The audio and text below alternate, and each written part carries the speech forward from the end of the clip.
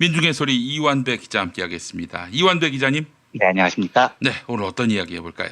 예, 오늘은 조금 지난 뉴스인데요. 지난 주말에 있었던 뉴스죠. 효성그룹 조현준 회장이 관세를 내지 않고 해외 명품 티셔츠를 반입하려다가 공항 세관에서 적발됐다는 소식을 살펴보겠습니다. 네. 살짝 해프닝처럼 묻혀졌던 뉴스인데요. 내용이 이렇습니다. 효성그룹 총수가 조현준이라는 사람입니다. 3대 승계자고요. 올해 1월에 그룹 회장에 올라서 공식적으로 효성의 3대 시대를 연 인물입니다. 나이가 이재용하고 동갑입니다. 올해 51세고요. 이 조현준 씨가 홍콩 출장을 갔다가 명품 티셔츠를 11벌 구입했다는 겁니다. 그런데 이게 면세 한도를 넘어선 모양이에요. 면세 한도가 $600인데 조현준이 산 티셔츠 11벌의 가격이 $2,000 정도였다고 하더라고요. 200만 원 정도 좀 넘는 거죠. 요걸 신고를 안 하고 들어오다가 세관에 적발이 됐습니다. 요게 알려진 소식의 대략입니다. 간단하죠? 네, 요 간단한 이야기는 조금 이따 다시 해보고요. 일단 오늘의 주인공 조현준이라는 사람에 대해서 조금 먼저 알아보겠습니다. 예. 효성 족보가 창업주는 조홍재, 2대가 조석래, 그리고 3대가 조현준이죠. 여담이지만 효성 창업주 조홍재는 삼성 창업주 이병철의 동네 형이에요. 그래서 두 사람이 처음에 동업을 합니다. 지금의 삼성이 자칫하면 조씨 일가의 소유가 될 수도 있었어요. 실제로 왜냐하면 이병철과 조홍재가 동업을 할 때는 조홍재가 돈을 더 많이 냈거든요. 그런데 조홍재가 동네 후배 이병철한테 뒤통수를 맞습니다. 그래서 결국 거의 망해가는 한국타이어라는 회사 하나 건지고 쫓겨나듯이 축출이 됩니다. 그래서 효성 가문은 삼성 이씨 가문에 대해서 감정이 매우 안 좋습니다.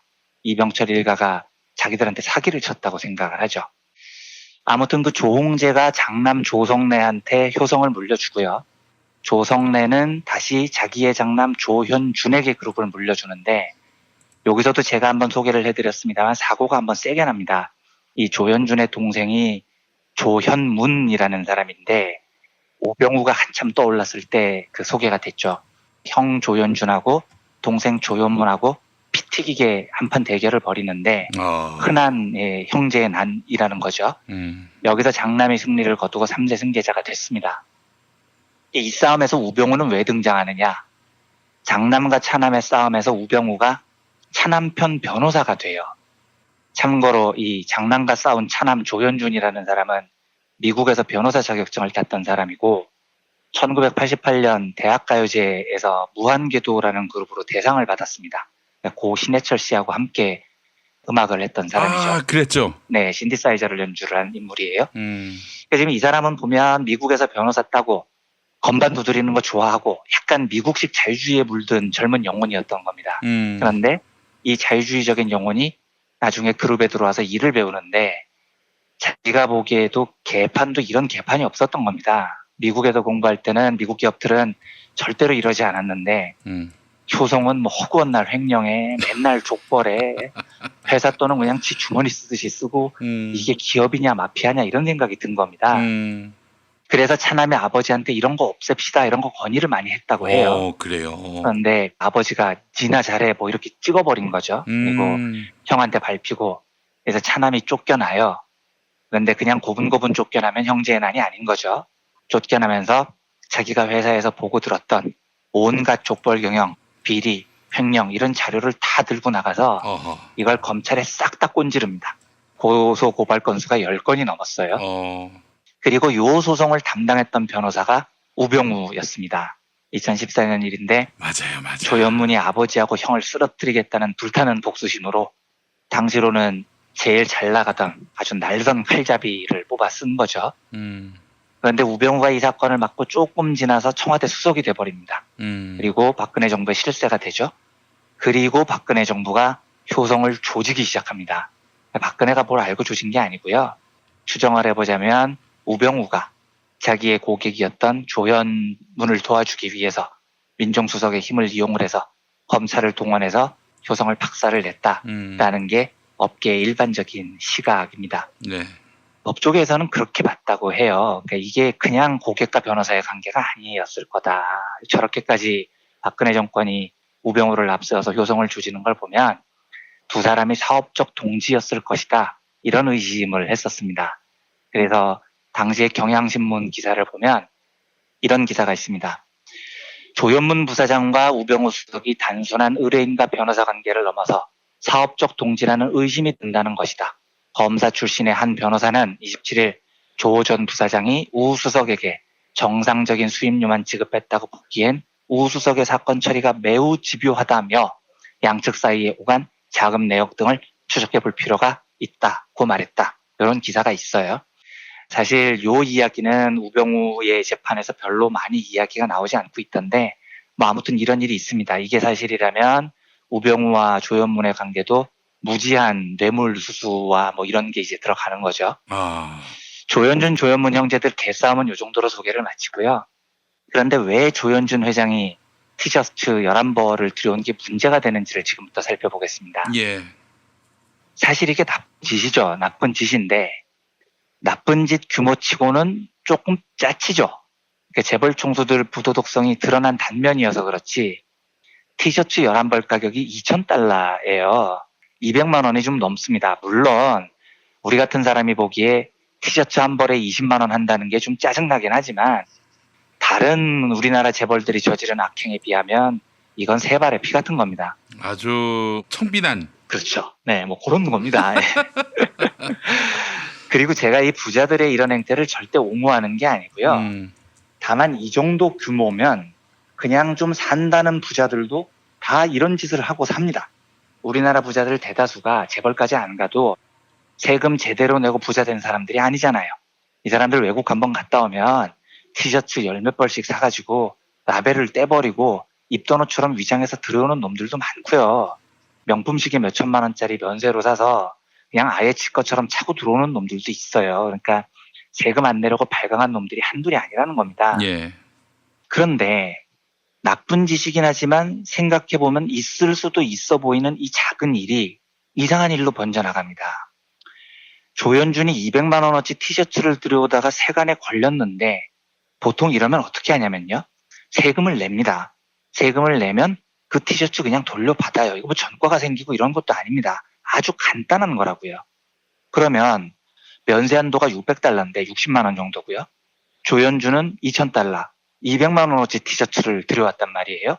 면세 한도 초과한 게 기껏해야 140만 원 정도밖에 안 됩니다. 이 경우 관세 내버리면 됩니다. 한 100만 원 정도만 내면 그 티셔츠 다 돌려받을 수 있습니다. 그리고 별 문제도 없었을 거예요. 아주 간단히 끝날 일이었다고요. 그런데 조현준 회장이 어떻게 하냐면 걸리고 나자마자 그러면 나는 관세 안 내고 반품할게요 하고 2,000달러어치 티셔츠를 홍콩으로 돌려보내버렸습니다. 너무 이상하잖아요.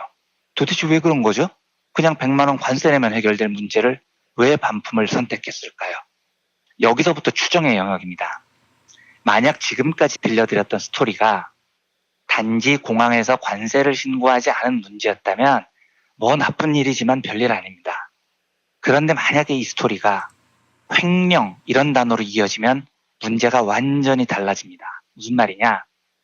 조현준이 티셔츠를 구매했을 때 사용했던 카드가 개인 카드가 아니고 만약에 회사 법인카드였다면 여기서부터는 세관 통관의 문제가 아니고 회사 돈을 횡령한 문제가 돼버립니다. 그러네요. 예. 물론 이게 횡령이라고 해봐야 법인카드로 티셔츠 2,000달러 긁은 거니까 뭐 나쁜 짓인데 이게 뭐 또 크게 문제가 되나 이런 생각이 들 수도 있어요. 왜냐하면 법인카드로 골프 치고 룸사롱 가서 긁고 하는 놈들 많거든요.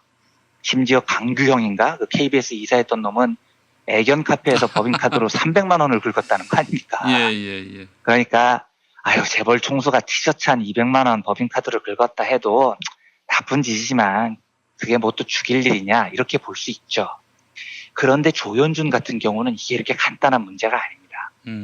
조현준은요. 지금 회사 법인카드를 개인 용도로 펑펑 썼다는 혐의가 걸려서 재판을 받고 있습니다.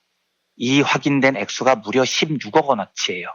법인카드를 지 멋대로 긁어서 이미 1심에서 유죄 판결을 받았습니다. 징역 1년 6개월에 집행유예 3년입니다. 이것도 이야기하면 되게 긴데 법인카드 횡령이라는 게요. 증명하기 어려운 범죄입니다. 예를 들면 강규형의 애견 카페도요. 우리가 보기엔 너무 횡령이잖아요. 말도 안 되는 거잖아요. 그런데 강규영은 그렇게 반론을 합니다. 나 애견 카페에서 업무를 봤다. 업무를 위한 사색을 했다. 이렇게 주장을 합니다. 듣기로는 개소리인데 법으로 가면 다툼의 여지가 있어요. 이만큼 법인카드 유용은 횡령을 입증하기가 매우 어렵습니다. 국세청에서 예를 들어서 특정 회사에 세무조사를 나가면 제일 논란 대상이 되는 게 업무 추진비, 뭐 접대비 이런 거거든요. 법인카드를 긁었는데 그 돈이 업무를 위해서 쓴 거냐, 접대를 위해서 쓴 거냐, 아니면 이 개인적으로 유용했느냐, 이게 판단이 아주 어려워요. 그러니까 국세청은 어떻게 생각을 하냐면 일단 주말에 법인카드가 긁혀 있으면 의심을 합니다. 그런데 소명을 요청을 하면 답을 어떻게 하느냐. 나 주말에 바이어 만났어요. 나 주말에 애견 카페 가서 업무 봤어요. 이렇게 주장을 하면 이걸 횡령으로 걸기가 아주 애매해진다는 거죠. 그런데도 1심 법원에서 조현준이 법인카드 16억 원을 펑펑 긁은 것을 최종 확정했다는 이야기는 애매한 거 다 빼고도 정말로 위법 사실이 명확한 최소한의 금액이 무려 16억 원이라는 이야기예요. 이 말은 실제로 조현준이 자기 개인을 위해서 법인카드 펑펑 긁은 규모는 최소한 수십억 원이 넘을 가능성이 높다는 거죠. 물론 이것 말고도 조현준은 수백억 원대 배임 걸려 있고요. 계열사 부당 지원 걸려 있고요. 비자금 조성, 편법 미술품 거래 등등등 지금 다 2심 재판에 걸려 있습니다. 1심에서 저 법인카드 16억 원 유용을 조현준은 심지어 인정을 합니다. 잘못했어요 하고 반성까지 했어요. 그러니까 적어도 조현준은 법인카드를 지 마음대로 쓴 것에 대해서는 범죄 사실이 확정입니다. 그런데 지금 이 재판이 검찰의 항소로 2심으로 넘어가 있는데 2심 최종 선고가 언제냐? 9월 5일이에요. 20일도 안 남았습니다. 그리고 검찰이 조현준한테 징역 5년을 지금 때려놓은 상태라고요. 자, 그럼 정리를 해보죠. 지금 조현준은 법인카드 유용의 횡령으로 집행유예 상태고요. 곧 2심 재판을 받는데 이 와중에 또 법인카드로 홍콩에서 200만 원어치를 긁었다? 그런데 이게 재수없이 세관에 걸렸다? 이게 알려지면 2심에서 어떤 영향을 주겠습니까? 굉장히 2심에 큰 영향을 미칩니다. 실형 나올 확률이 너무 높아지죠. 왜냐하면 지금 집행유예 상태거든요. 집행유예 상태인데 반성을 안 하고 또 법인카드로 긁고 다녔다는 사실이 확인되면 2심에서 굉장히 위태로워지는 겁니다. 이래서 고작 200만 원어치 티셔츠를 하고 세간에 100만 원만 내면 해결될 문제를 황급히 홍콩으로 돌려보냈다는 게 제가 갖고 있는 합리적인 의심입니다. 이 이유 외에 그 200만 원짜리를 그걸 그렇게 허겁지겁 돌려보낼 이유가 뭐가 있었겠습니까? 제가 이걸 확인해 보기 위해서 효성에 연락을 해봤습니다. 아, 그래요? 예, 그쪽에 3차례 통화를 했는데 그쪽 이야기는 무슨 소리냐? 절대로 회장님 개인 카드로 썼다. 우리 내부에서 전부 다 확인했다 이러더라고요. 그래서 알겠습니다. 그러면 개인정보 다 가리시고요. 개인 카드임을 확인할 수 있는 시각적인 증거물을 좀 볼 수 있게 해주십시오. 라고 요청을 했습니다. 그랬더니 그건 안 된다고 그러더라고요. 그러면서 아니 무슨 권리로 기자가 남의 개인 카드 사용 내용을 보여달라고 할 수 있느냐라고 반론을 합니다. 맞아요. 저는 경찰도 아니고 검찰도 아닙니다. 제가 뭐라고요. 일개 기자인데 개인의 카드 영수증을 보여달라고 할 권리가 있겠습니까? 하지만 제 설명은 제가 기자니까요. 나에게 그런 권리는 없지만 지금 조현준 회장은 법인카드 유용으로 횡령 혐의로 집행유예를 받았고 곧 2심이 열립니다.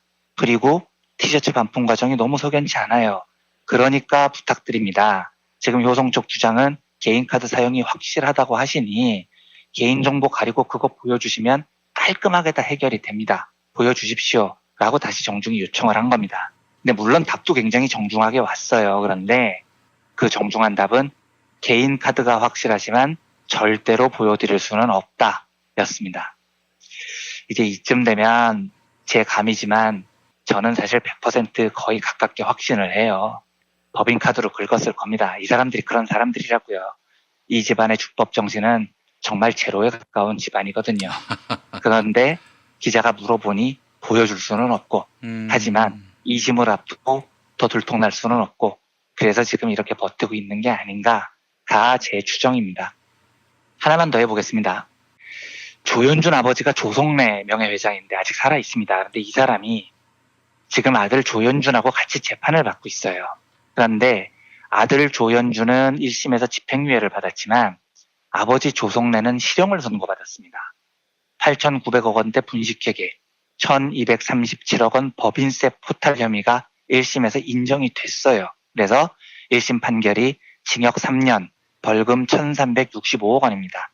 다만 실형이지만 너무 나이가 많고 건강상의 이유로 법정 구속만 피한 상태일 뿐입니다. 그런데 이 조성래 명예회장의 재판도 아들 조현준하고 함께 9월 5일에 열려요. 근데 진짜 개그는 조성래 명예회장이 항소심 최후 진술에서 어떤 말을 하냐면 법인세 포탈한 것도 맞고요. 분식회계 한 것도 맞는데요. 요거는 전부 다 회사를 위한 불가피한 선택이었습니다. 이렇게 최후 진술을 합니다. 근데 이게 이해가 되십니까? 불가피하다는 말은요. 경영을 하다 보면 그렇게 하지 않으면 안 됐다는 뜻이잖아요. 그러면 뭔 놈의 회사가 법인세를 포탈하고 분식회계를 하지 않을 수 없는 회사가 있냐고요.